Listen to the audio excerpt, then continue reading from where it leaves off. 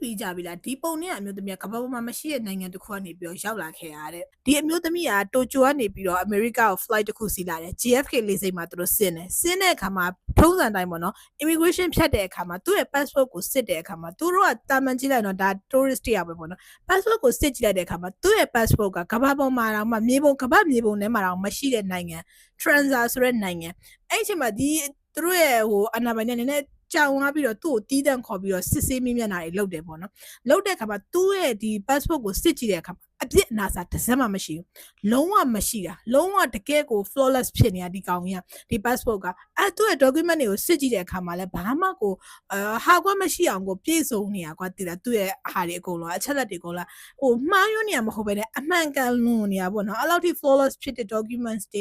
ပြပြလားဆိုလို့ရှိရင်အဲ့လို passport တွေတခုမှသူတို့တစ်ခါမှတော့မမြင်ဘူးပေါ့နော်အဲ့နဲ့သူ့ကိုမေးတယ်ပေါ့နော်ဒီနိုင်ငံဘယ်ရလဲပေါ့နော်အဲ့လိုမျိုးပြောတဲ့ခါမှာဒါ transa လေးပေါ့မသိဘူးလားဘာညာလို့ပြောဒီနိုင်ငံငါတို့တစ်ခါမှမကြားဘူးပေါ့သူ့ကိုပြန်ပြောတယ်ပေါ့နော်ငါတို့ဒီနိုင်ငံကိုတစ်ခါမှငါတို့မကြားဘူးအဲ့ဒါမရှိဘူးလေဆိုပြီးတော့သူတို့ပြန်ပြောကြတယ်ဒီဘက်ကနေပြောတဲ့အခါမှာဒီမျိုးသမီးကလည်းတွေ့ဝေသွားတယ်တွေ့ဝေသွားပြီးမေးတယ်ပေါ့နော်ဒါအခုဘယ်ရောက်နေရလဲလို့မေးတယ်မေးတော့အမေရိကလေလို့ပြောလိုက်တဲ့အခါမှာအမေရိကဆိုတော့သူ့ကိုယ်သူတိုးတိုးလေးညီးလိုက်တယ်ပေါ့နော်ပြောလဲပြောငါဒီနေရာကိုလာမှာမဟုတ်ဘူးပေါ့နော်ငါဒီနေရာကိုမလာမှာမဟုတ်ဘူးပေါ့တည်ရမလားဒါငါရဲ့ကဘာမဟုတ်ဘူးဆိုပြီးသူပြောတယ် this is not my wall ပေါ့နော်တည်ရမလားအဲ့လိုမျိုးသူပြောခဲ့တာငါကဘာမဟုတ်ဘူးပေါ့တည်မလားသူမသိလို့ရှိရင်တခြား other dimension တစ်ခုခုတွေရောက်လာသလိုပါလို့ ਨੇ အဲ့လိုပြောလိုက်တာအဲ့အမျိုးသမီးကပြောပြီးတော့ကျတော့သူ့ကိုလည်းဘယ်မှပေးမသွားဘူးကွာသူ့ရဲ့အချက်လက်တွေအဲ့လိုစစ်ဆေးနေတဲ့အချိန်မှာသူ့ကိုအဲ့အခန်းထဲမှာထားခဲ့တဲ့အချိန်မှာ